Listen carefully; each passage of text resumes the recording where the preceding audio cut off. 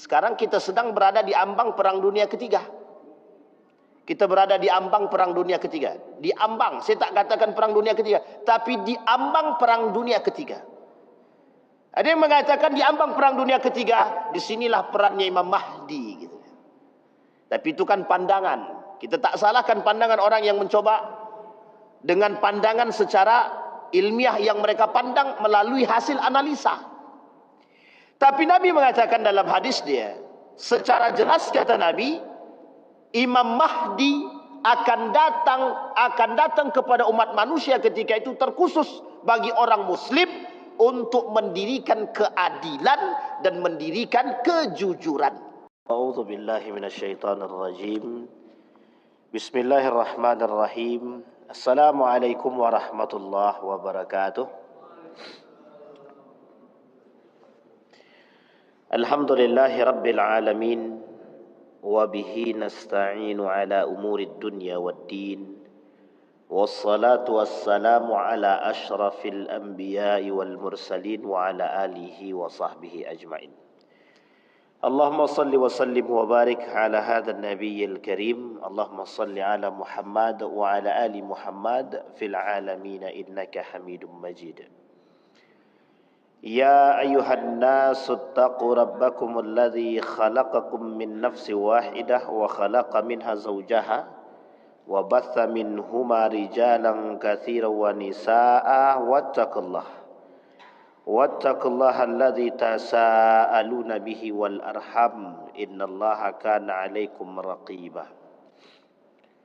وقال الله تعالى يا أيها الذين آمنوا اتقوا الله وقولوا قولا سديدا يصلح لكم أعمالكم ويغفر لكم ذنوبكم ومن يطع الله ورسوله فقد فاز فوزا عظيما. Puji syukur kehadirat Allah dengan mengucapkan alhamdulillahirabbil alamin. Berselawat kepada Nabi dengan mengucapkan Allahumma salli ala Muhammad wa ala ali Muhammad fil alamin innaka Hamidum Majid. Bapak Ibu sekalian yang berbahagia, mudah-mudahan di maghrib ini Allah melimpahkan rahmat dan karunia-Nya kepada kita semua. Allah jadikan rumah tangga yang sakinah, mawaddah warahmah, anak-anak yang saleh dan salihah. InsyaAllah kita semua yang hadir di malam hari ini husnul khatimah. Amin ya rabbal alamin. Dan istiqamah dalam kebaikan dan ketaatan. Untuk orang tua kita yang telah mendahului atau yang telah wafat, Allah tempatkan di tempat terbaik di sisinya, Allah terima amal ibadahnya. Kelak Allah kumpulkan bersama orang-orang yang soleh. Dan untuk orang tua kita yang masih hidup, Allah sehatkan, Allah kuatkan, Allah jadikan istiqamah husnul khatimah. Dan insyaAllah orang tua kita yang masih hidup selalu kita bisa berbakti kepadanya. Amin ya rabbal alamin. Baik Bapak Ibu sekalian yang berbahagia, di dalam tanda-tanda akhir zaman, atau lebih tepatnya tanda-tanda datangnya hari kiamat, di dalam Al-Quran Allah kata inna sa'ata la'atiyatun la raiba bih. Atiyatun la raiba bih. Kiamat itu sudah mesti datang. Tak ada keraguan sedikit pun tentang kedatangan kiamat tersebut. Di dalam riwayat yang lain, innallaha 'indahu 'ilmus sa'ah wa yunazzilul ghaitha wa ya'lamu ma fil arham. Allah yang memiliki hari kiamat itu. Satu ketika bertanya sahabat kepada Nabi tentang hari kiamat, Nabi menjawab itu adalah urusan Allah. Tetapi pada itu ketika baginda Nabi duduk bersama para sahabat, datang seorang pemuda kemudian bertanya. Ditanyakan tentang kiamat. Nabi jawab, yang ditanya tidak lebih tahu daripada yang bertanya. Kemudian ditanyakan tentang amarat, tanda-tandanya. Barulah kemudian Nabi menjawab, salah satu di antaranya munculnya binatang melata. Tahu kemudian Nabi sampaikan seorang budak melahirkan anak daripada tuan dia. Tanda-tanda ini adalah penyebutan Nabi bagi orang-orang yang beriman, yang mau mengimani tanda-tanda yang dituruni. Apa tujuannya?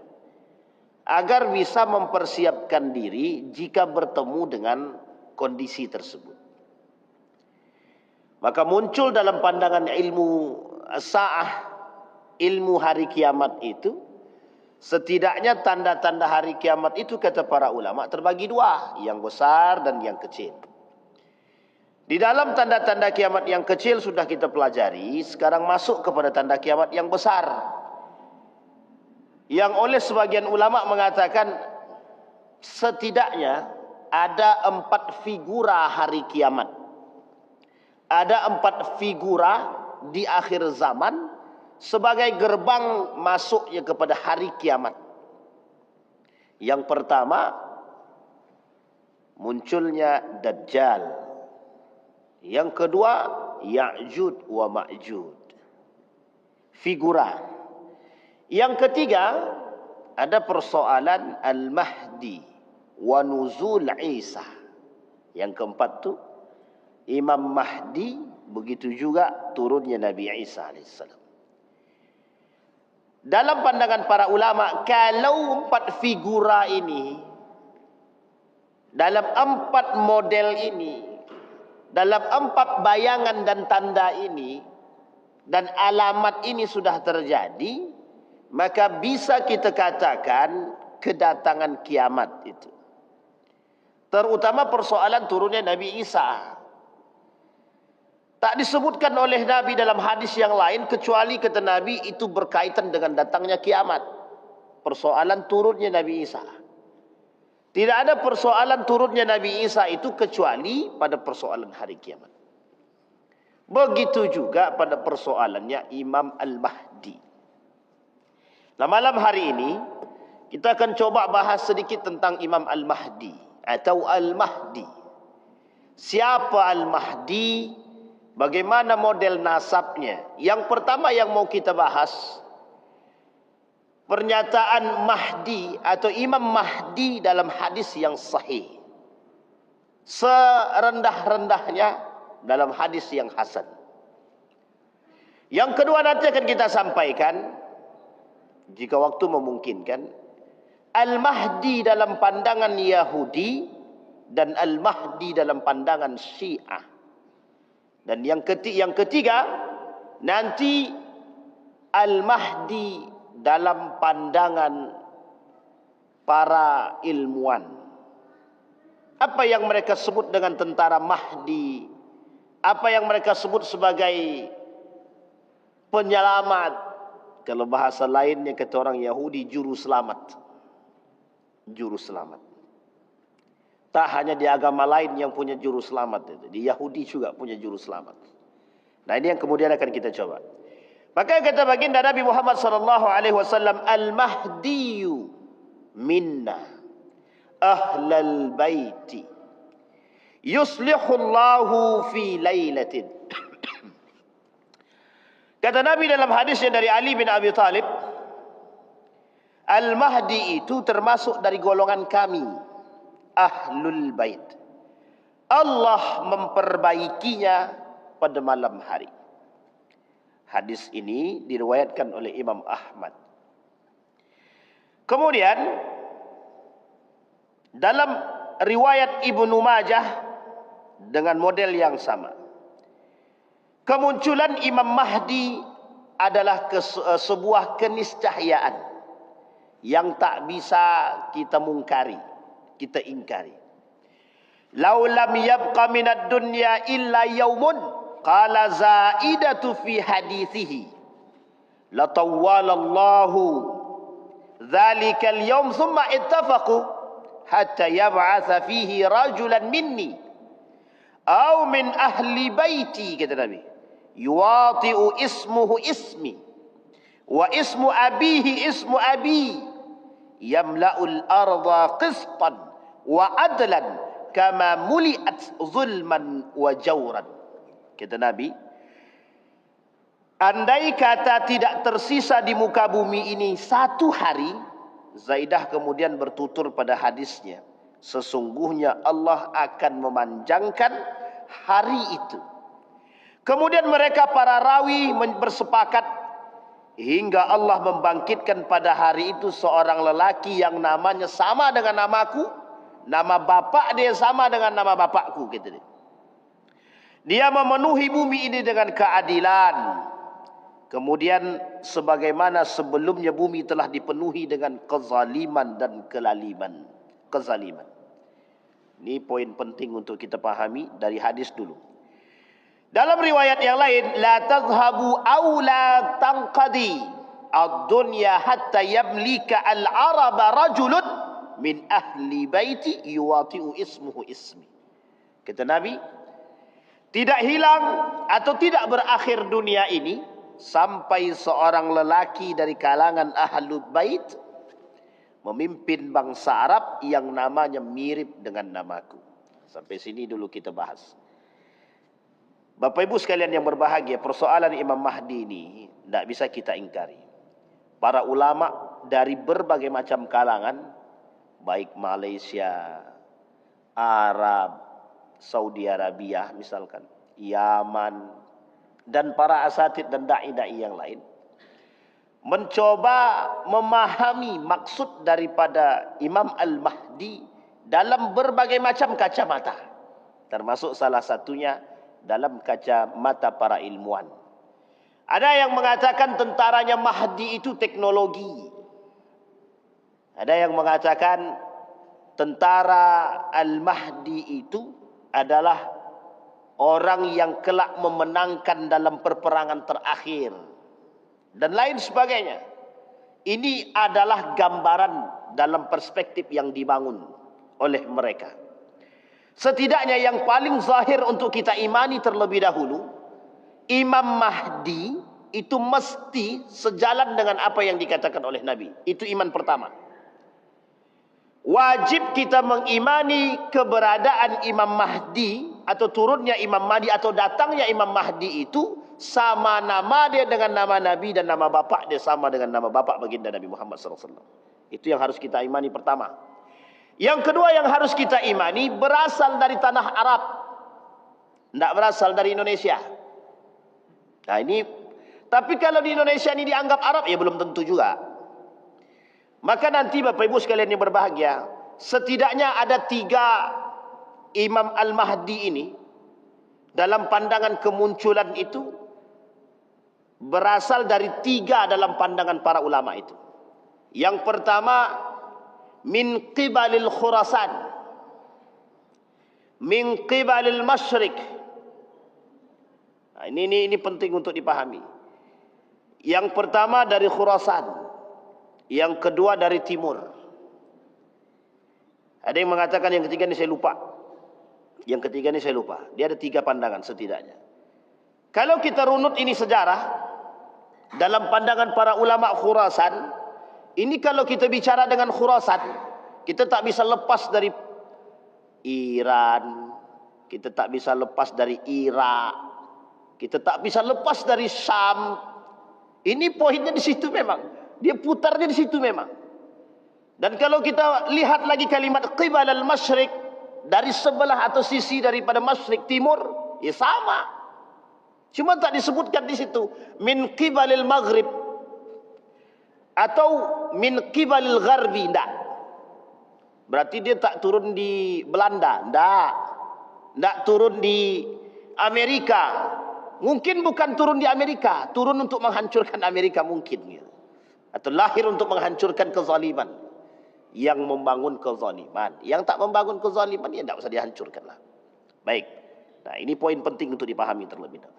Jadi iman yang harus kita imani terlebih dahulu dalam garis lurus yang disampaikan oleh Al-Ustaz Fatihah dalam kitab ini, dia merujuk kepada hadis-hadis yang sahih dan hadis-hadis yang hasan. Sebelum nanti kita lihat bagaimana pandangan Yahudi dan Syiah. Karena cuma 2 ini yang kental dengan pemahaman mereka yang menimbulkan kontroversi di tengah umat Islam, Yahudi, dan ada satu lagi golongan yang disebut dengan Syiah. Kenapa Syiah kental mengatakan dari golongan dia min ahli baiti? Karena bagian daripada keluarga baginda Nabi Muhammad sallallahu alaihi wasallam. Baik, itu poin keimanan. Jadi kita tidak boleh mengingkari akan datangnya Mahdi itu. Hanya saja yang menjadi persoalan perdebatan itu bentuk kedatangannya seperti apa, orangnya seperti apa, gantengnya, dan itu lain sebagainya. Ciri khas dan karakter fisik Al-Mahdi. Al-Mahdiyu minni ajla jabhati aqnal anfi yamla'ul arda qistan wa adlan kama muli'at jawran wa zulman yamliku sab'a sinin. Al-Mahdi itu berasal dari diriku atau dariku, kata Nabi.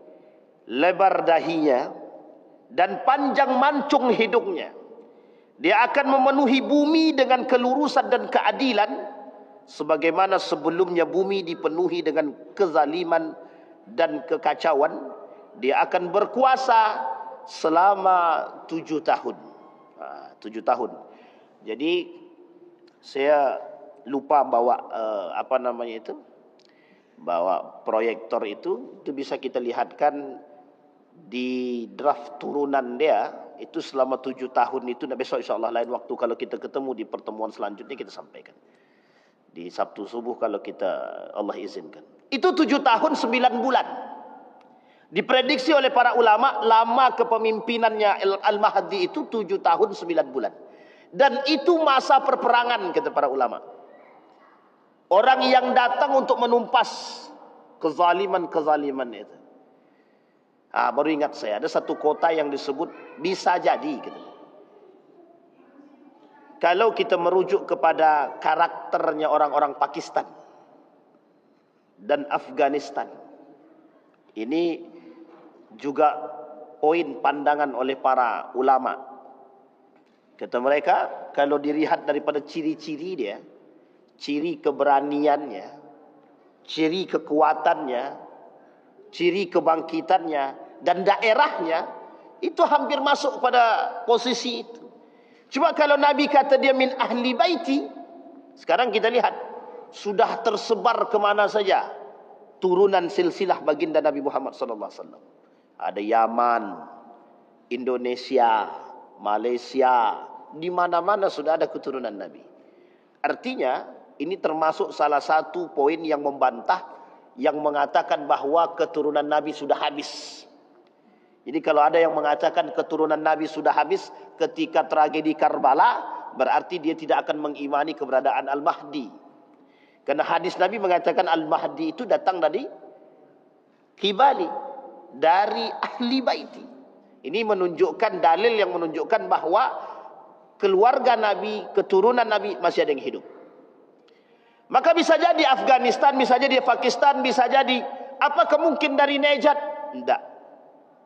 Karena Nejat satu kota yang diancam, yang disebutkan akan kecelakaan. Celakalah bagi Nejat dan celakalah bagi Kufah.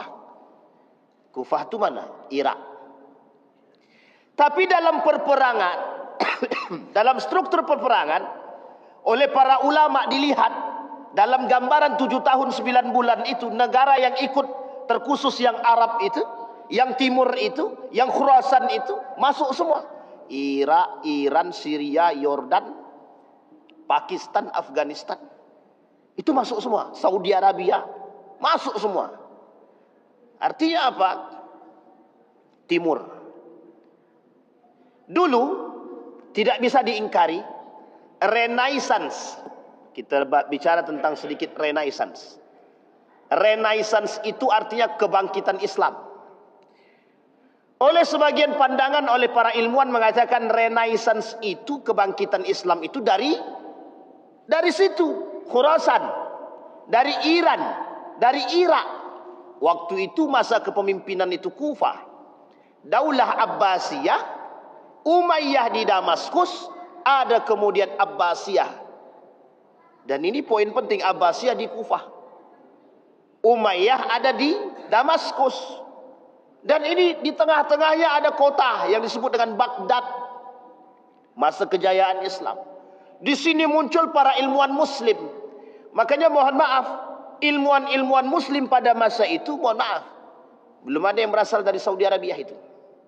Waktu itu belum ada yang berasal dari Saudi Arabia. Termasuk pakar-pakar hadis hari ini yang kita kenal, bukan hari ini ya, pakar-pakar hadis terdahulu yang kita kenal, Bukhari, Imam Muslim, At-Tirmidzi. Ini kita bisa lihat itu dari mana asalnya. Bukan Saudi Arabia. Nah, di sini kebangkitan itu tadi. Tapi uniknya, Nabi kata kerusakan dan kehancuran juga muncul dari situ. Sehingga nanti kezoliman yang terstruktur, yang terbangun itu, ada yang mengatakan pada perang dunia ketiga. Sekarang kita sedang berada di ambang perang dunia ketiga.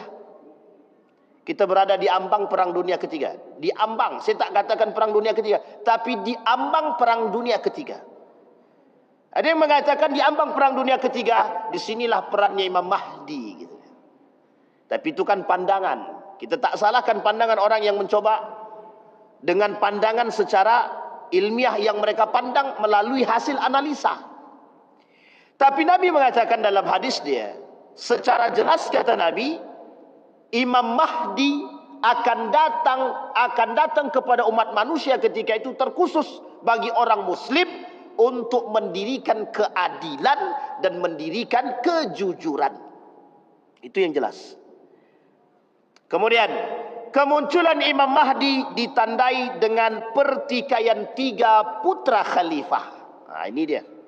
Maka ada yang mengatakan, apa betul kelak 3 pertikaian itu yang disebutkan pada masa dahulu? Ada ulama yang mengatakan, apakah itu ketika mati atau meninggalnya Raja Salman? Ini menjadi poin, kata dia. Wallahu alam. Tapi ini baru dalam bentuk analisa sebagian kalangan. Ada yang mengatakan ketika Raja Salman meninggal maka akan bertikailah.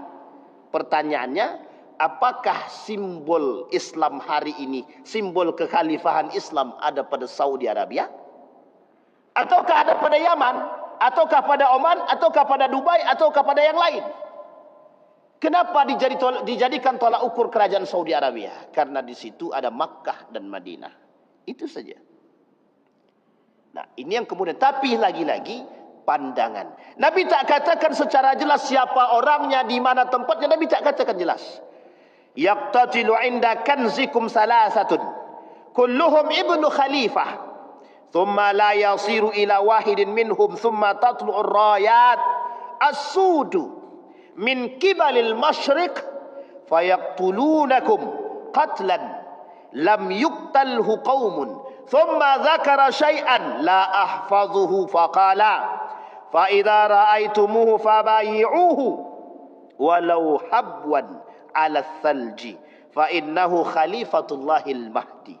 Akan berperang memperebutkan harta dan kekuasaan, pembendaharaan kalian 3 golongan.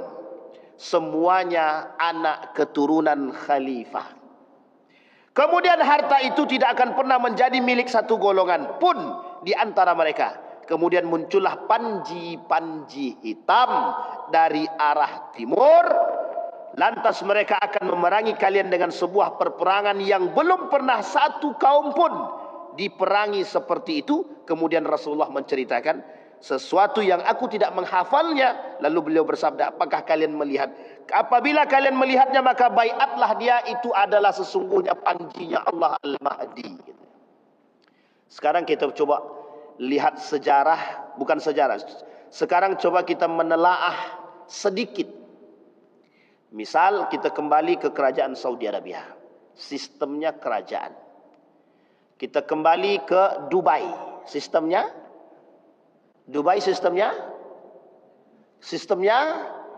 kerajaan. Kita kembali ke negara Arab yang lain, Oman, Qatar. Semua memiliki model-model kekerajaan. Dan ini kerajaan Islam dan negara Islam. Kalau berbicara persoalan khalifah, satu, dia mesti Islam. Sekarang kita lihat latar daripada kejadian-kejadian. Apakah Qatar terjadi pertikaian? Tidak. Apakah Oman terjadi pertikaian? Belum. Apakah Dubai terjadi pertikaian? Belum.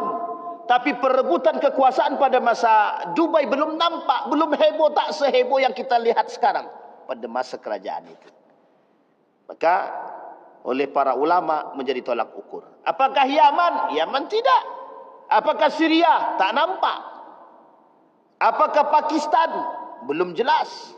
Apakah Afghanistan? Kita lihat modelnya. Apakah Turki? Semua belum nampak secara jelas. Disinilah butuh yang disebut dengan analisa. Disinilah para ilmuwan mencoba menganalisa secara ilmiah mana yang disebut dengan khalifah, mana yang disebut dengan pertaruhan, mana yang disebut dengan pertarungan. Kita lihat kilas balik sejarah. Ada pada masa kerajaan Saudi juga terjadi pertikaian antar keluarga yang kita tidak tahu latar belakangnya apa. Oman kita tak dengar, Qatar kita tak dengar, tapi negara-negara ini itu memiliki kekayaan yang melimpah. Oman punya kekayaan, Qatar punya kekayaan, Dubai punya kekayaan. Saking kayanya Dubai, dia punya masa depan yang dia kata, kelak kami akan membangun gedung yang tinggi melayang. Jadi besok Dubai mau buat gedung melayang. Tahu Bapak Ibu gedung melayang? Jadi gedung tanpa tiang. Nah, itu kalau sempat terjadi di Dubai, gedung tanpa tiang, itu mungkin wisata terindah sepanjang masa, habis itu kiamat lah gitu. Baru terbangun, langsung kiamat. Akan nyesel juga. Na'udzubillahi tsumma na'udzubillah. Baik. Yakunu ikhtilafun inda mauti khalifah, fayakhruju rajulun min ahli al-Madinah. Kita lihat. Hariban ila Makkah. Fayatihi nasun min ahli Makkah fayukhrijunahu wa huwa karihun fayubayi'unahu. Kita terjemahkan langsung. Akan terjadi persengketaan saat kematian seorang khalifah, lantas keluarlah seorang dari penduduk Madinah, dalam hadis yang lain, berlari menuju Mekah. Maka beberapa orang penduduk Mekah mendatanginya dan mengeluarkannya, namun ia tak suka.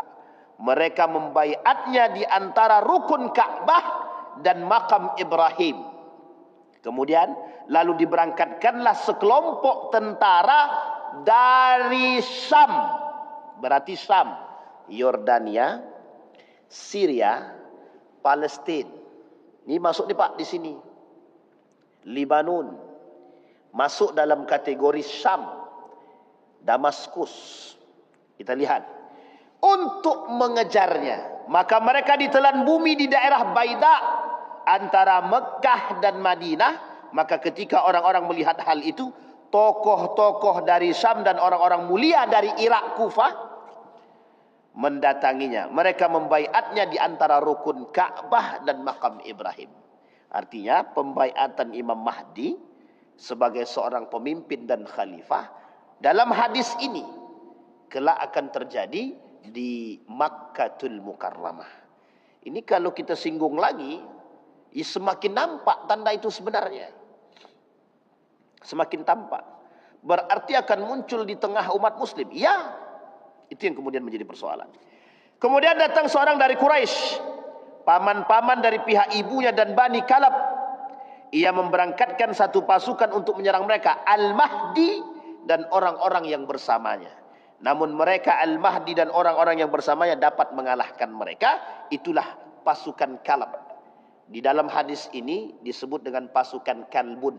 Pasukan, mohon maaf, pasukan anjing. Nah, jadi ada pasukan kelak yang akan melawan daripada Imam Mahdi ini. Dalam hadis ini disebut mereka adalah pasukan kambing, pasukan anjing, siapapun mereka. Tapi dalam hadis ini dikatakan golongan itu justru muncul juga dari tanah Arab. Dan min kibalihi, dari sebelah ibu dia, bukan dari sebelah ayah dia. Nah, ini kalau kita merujuk sejarah, sebelahnya baginda Nabi Muhammad SAW, kalau kita lihat dari sisi ibunya berasal dari pembesar-pembesar Madinah. Jadi kenapa ibunya balik ke Madinah? Di situ ada makam daripada Abdullah, ibunya tinggal di sana. Keluarga besarnya di Madinah. Sementara yang di Mekah itu ayahnya, Abdullah, lahir di Mekah dan besar di Mekah. Baik. Lalu harta dibagi-bagi dan diberlakukanlah sunnah Nabi. Ia Al-Mahdi akan mensyiarkan Islam ke seluruh penjuru bumi. Ia akan menetap selama 7 tahun. Ada yang mengatakan 7 tahun 9 bulan. Lalu meninggal dan ia pun disolati oleh kaum muslimin. Baik, kemudian pasukan yang akan mengejar Imam Mahdi akan dibenamkan. Abasa Rasulullah sallallahu alaihi wasallam fi manamihi. Rasulullah sallallahu alaihi wasallam melihat dalam mimpi dia, faqulna ya Rasulullah, sana'ta syai'an fi manamika lam takun taf'aluh. Faqala al-ajabu inna nasan min ummati yu'ammuna bil baiti bi rajulin min Quraisy qad laja'a bil baiti hatta idza kanu bil baida, nama tempat, khusifa bihim faqulna ya Rasulullah inna at-tariqa qad yajma'un nasa. Qala na'am fihim al-mustabsir wal majbur wa ibnu sabil yuhlikuna mahlakan wahidan wa yasduruna masadra syai' yab'asuhumullahu ala niyatihim.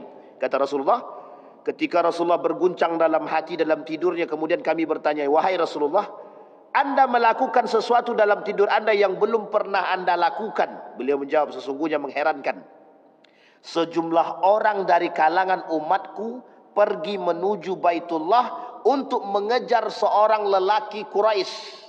Nah, sekarang poin kedua, bahwa Imam Mahdi kalau dia berasal dari keturunan baginda Nabi Muhammad sallallahu alaihi wasallam, maka dia mesti berasal dari suku Quraisy.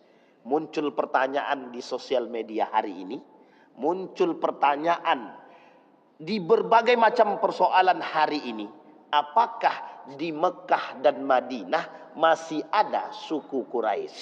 Nah, ini dia pertanyaannya, Pak. Jadi Bapak Ibu, kapan waktu kita coba bahas itu silsilah keberadaan. Karena begini, ini sedikit kita singgung. Kerajaan Saudi Arabia ini itu berasal dari nama pemimpin dia. Nama pemimpinnya Ibnu Saud. Ibnu Saud ini mengambil alih tanah Hijaz dari seorang khalifah yang juga merebut kekuasaan ini dari tangan Turki Utsmani yang bernama Syarif Hussein. Syarif Hussein ini menurut riwayat sejarah berasal dari keluarga atau keturunan baginda Nabi Muhammad SAW. Ketika itu direbutlah kekuasaan Hijaz ini oleh Ibnu Saud yang ketika itu dalam riwayat berasal dari, mohon maaf, yang disebut dengan Nejat. Ada yang mengatakan Nejat itu adalah Riyadh. Nejat itu adalah Riyadh sekarang. Sebagian orang mengatakan, sebagian ulama mengatakan Nejat itu adalah Riyadh. Sebagian lagi mengatakan Nejat itu di perbatasan. Perbatasan tidak masuk Saudi tapi hampir mendekat kepada Saudi. Bisa jadi ada yang mengatakan Nejat tersebut ya dari arahnya Irak, Iran. Karena dari situ muncul pemberontak-pemberontak yang jahat gitu. Kok disandingkan begitu? Karena memang begitu doanya Nabi. Ketika Nabi berdoa, ya Allah berkahilah untuk Yaman dan Syam. Datang pemuda. Bagaimana dengan Nejat? 1 kali tak dihiraukan Nabi. 2 kali tak dihiraukan. Pas 3 kali langsung disampaikan Nabi. Celakalah bagi mereka, kata dia. Nah, ini yang kemudian oleh para ulama melihat mana yang disebut dengan Nejat itu. Sehingga dia mengatakan Riyadh sekarang. Kalau kita lihat kasus-kasus di Riyadh ini, Masya Allah, parah sangat. Di Riyadh itu parah. Orang-orang bebas melakukan kemaksiatan. Ya sebenarnya bukan bebas, tapi memang dibebaskan. Kita nggak tahu apakah dibebaskan atau bagaimana, kita nggak tahu itu.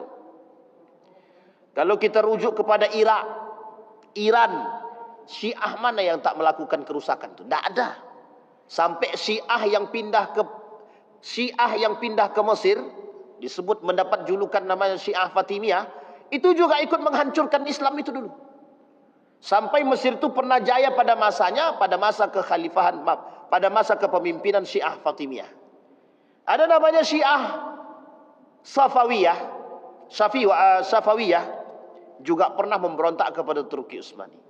Itu jalur munculnya dari mana? Irak, Iran. Pertanyaannya berarti dari situ muncul kerusakan, ya. Khawarij muncul dari mana? Irak, perbatasan Harura, perbatasan Irak, Harura. Di mana muncul Mu'tazilah? Juga dari situ. Di mana munculnya kaum Syiah itu juga, Murji'ah dari situ juga. Kelompok-kelompok yang ingin melepaskan diri. Artinya banyak juga aliran-aliran yang muncul dari situ. Nah, ini tolak ukur yang kita lihat. Kembali kepada poin tadi, maka ketika Ibnu Saud ini bekerja sama dengan Inggris ketika itu dalam sejarah, maka dia merebut itu yang disebut dengan Hijaz dari tangan Syarif. Maka ketika muncul pertanyaan, mengapa kerajaan Saudi Arabia ini tidak dari keturunan baginda Nabi? Khalifah atau pemimpinnya, rajanya kok tidak dari keturunan Nabi? Karena ketika itu Ibnu Saud bukanlah seorang keturunan Nabi, tapi lebih tepatnya Ibnu Saud itu adalah seorang saudagar, pedagang. Memang dari kabilah yang cukup dikenal ketika itu pada masa itu di Riyadh itu, di Najat itu. Sampai di sini bisa dipahami. Satu-satunya negara di muka bumi ini yang diambil dari nama pemimpinnya, yang disebut sebagai Al-Mamlaka Al-Arabiyah As-Saudiyah, kerajaan Saudi Arabia. Diambil dari nama Ibnu Saud yang sampai hari ini turun-temurun kepemimpinannya. Nah, yang kita tidak tahu nih apakah yang terakhir ini setelah Salman ini siapa yang akan naik. Ada yang mengatakan Muhammad bin Salman, ada yang mengatakan ya nggak tahu. Makanya ada yang mengatakan kalau ini selesai, sementara Muhammad bin Salman ini punya beberapa saudara yang dalam pandangan beberapa para pengamat itu mengatakan bahwa ya kerajaan Saudi ini penuh dengan kekayaan yang melimpah. Apakah mungkin tidak ada yang tertarik dengan kekuasaan dan tidak tertarik dengan kekayaan? Nah, di sini poin pentingnya Bapak Ibu. Karena dalam hadis baginda Nabi Muhammad SAW, penyebab pertikaian khalifah itu, satu adalah kekayaan, yang kedua kekuasaan. Kita rujuk kepada sejarah. Runtuh Turki Utsmani itu perebutan kekuasaan dan kekayaan. Daulah Abbasiyah itu disebabkan kekayaan dan kekuasaan. Sama dinasti Umayyah, sama kekuasaan dan kekayaan. Artinya banyak orang yang memperkaya diri di akhir masa dinasti kerajaan Umayyah, kerajaan Abbasiyah, kerajaan Spanyol dan lain sebagainya. Singkat cerita, Islam tergulingkan hanya persoalan itu. Begitu juga di akhir. Karena di akhir ini setelah dimulai dengan sistem nepotisme, maka akan diakhiri dengan sistem kehancuran. Maka pengamat politik mengatakan begini. Hancurnya sistem dinasti itu disebabkan karena sistem perebutan kekuasaan. Jadi rata-rata sistem kerajaan itu hancur disebabkan karena perebutan kekuasaan. Sedangkan tak sistem kerajaannya ada sistem kudeta, apalagi sistem kerajaan. Pokoknya aku ini anak tertua yang lebih berhak memimpin, kan begitu. Sehingga kalau adik-adiknya tidak punya iman yang kuat, ya bertikailah. Tapi dalam sejarah mana yang tidak terjadi perebutan kekuasaan? Hampir di setiap kerajaan terjadi perebutan kekuasaan. Artinya dimulai dengan sistem dinasti pada masa Muawiyah bin Abi Sufyan, maka akan diakhiri dengan perebutan kekuasaan yang kelak pertikaian itu di tengah umat muslim itu sendiri untuk memilih siapa khalifah dia. Karena sistemnya khilafah. Baik. Nah di sini Bapak Ibu sekalian yang berbahagia. Maka kemudian kata Nabi, dari kalangan umatku mengejar seorang lelaki Quraisy yang sudah berlindung di Baitullah. Namun ketika pasukan itu berada di gurun pasir, mereka dibenamkan di dalam bumi. Kami bertanya, wahai Rasulullah, bukankah rombongan itu menghimpun banyak orang? Beliau menjawab, ya, di antara mereka ada yang memang berniat ke Baitullah, ada pula yang dipaksakan ikut, ada juga orang-orang yang kehabisan bekal di perjalanan. Mereka semua dibinasakan oleh Allah tetapi mereka akan muncul di tempat yang berbeda-beda. Allah membangkitkan mereka berdasarkan niat mereka. Jadi nanti kalau kita bahasakan ilustrasinya begini. Di Mekah, Imam Mahdi. Nanti orang yang ingin membunuh Imam Mahdi ini datang dari arah timur juga. Makanya saya sebut salah satu tempatnya itu nanti akan muncul dari Irak. Maka di situ jalur pertempurannya nanti ada namanya tempur antara Imam Mahdi dengan Irak. Nanti Irak dengan mana? Nanti ada Turki dengan Iran, ada Turki dengan Irak, kemudian ada Saudi Arabia dengan apa, Yordania dengan apa, Palestina dengan apa. Ini saya tak hafal betul itu tentang perang-perangnya itu, tapi sudah disebutkan. Ada namanya buku judulnya Perang Akhir Zaman. Jadi buku Perang Akhir Zaman itu menyebutkan semua perang sebelum datang pada perang terakhir. Jadi isinya memang perang aja, Ustaz. Iya, memang perang aja isinya terakhir.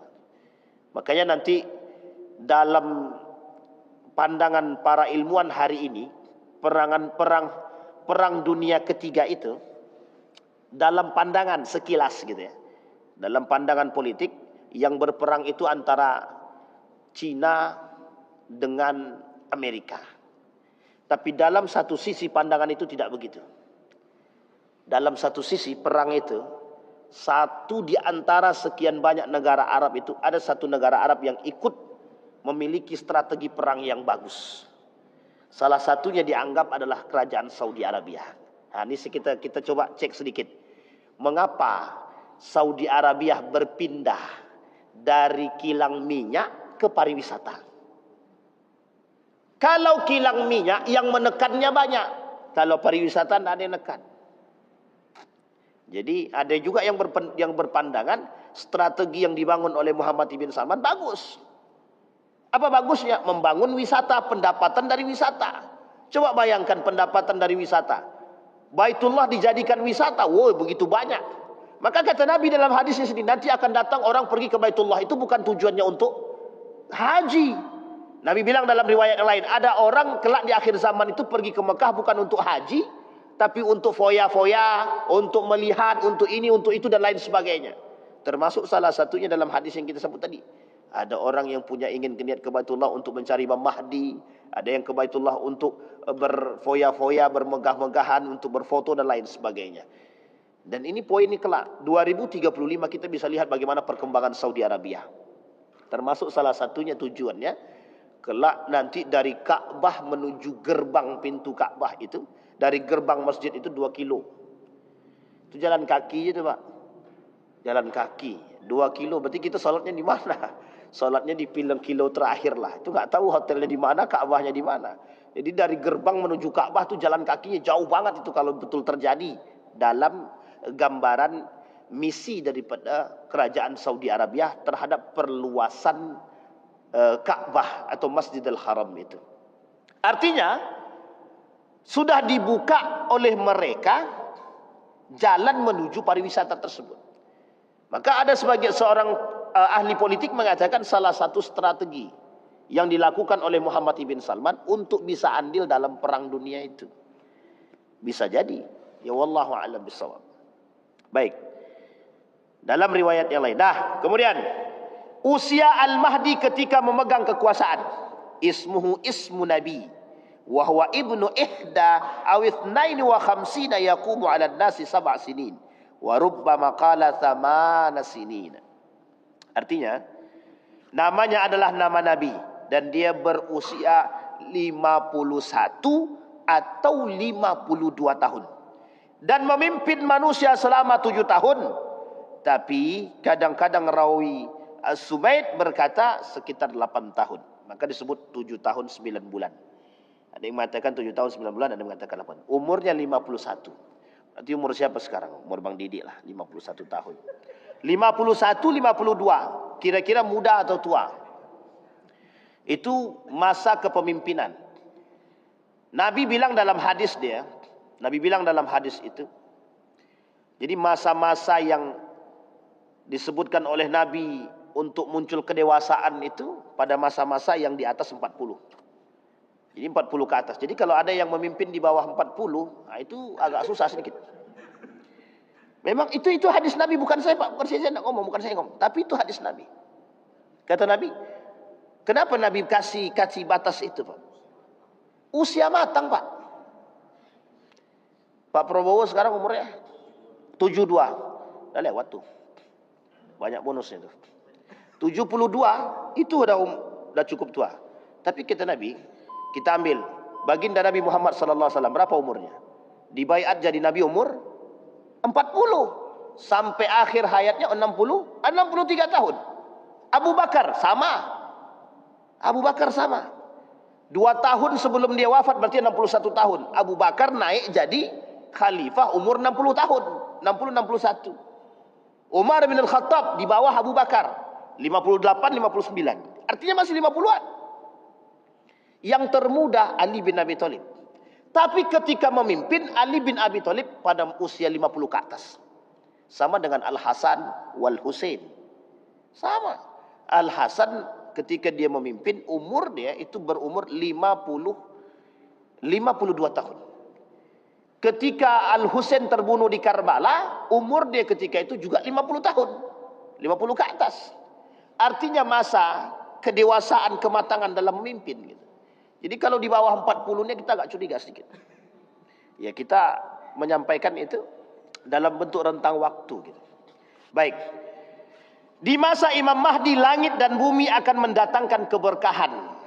Ini disampaikan, yakunu min ummati al-mahdi fa in tala umruhu au qasura umruhu asa 7 sinin au 8 sinin au 9 sinin yamla'ul ardi qistan wa adlan wa takhrujul arda nabataha.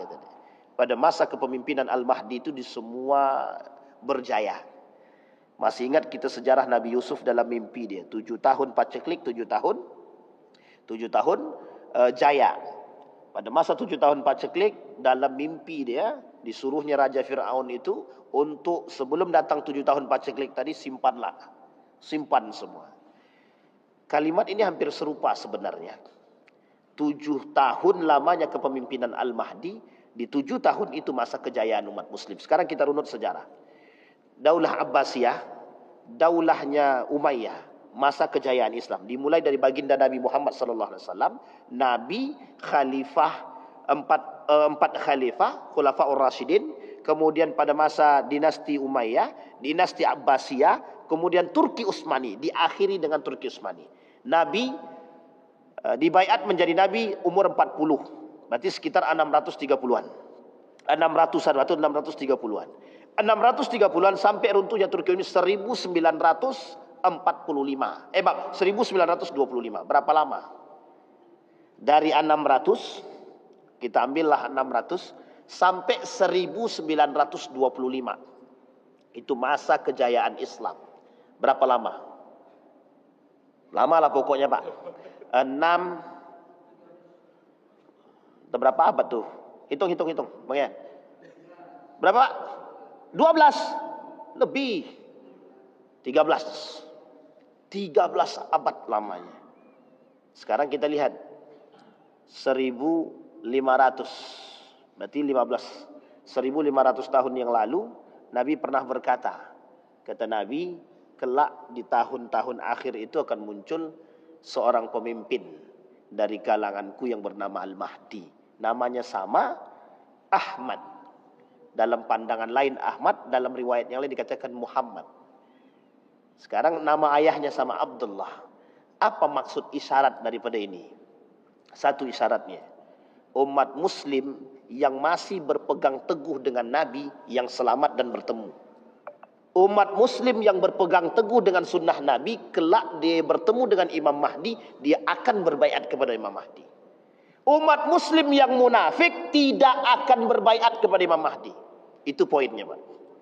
Karena kelak yang beriman kepada Imam Mahdi adalah umat mukmin yang berpegang teguh dengan sunnah Nabi. Nah, ini poin kita. Kita lanjutkan di pertemuan yang akan datang. Mudah-mudahan ada manfaat bagi kita semua. Mudah-mudahan bisa menambah keimanan kita. Setidaknya kita sebagai orang beriman mempersiapkan diri untuk menjadi manusia yang kokoh secara keimanan. Fa'tabiru ya ulil absar la'allakum tuflihun. Assalamualaikum warahmatullahi wabarakatuh.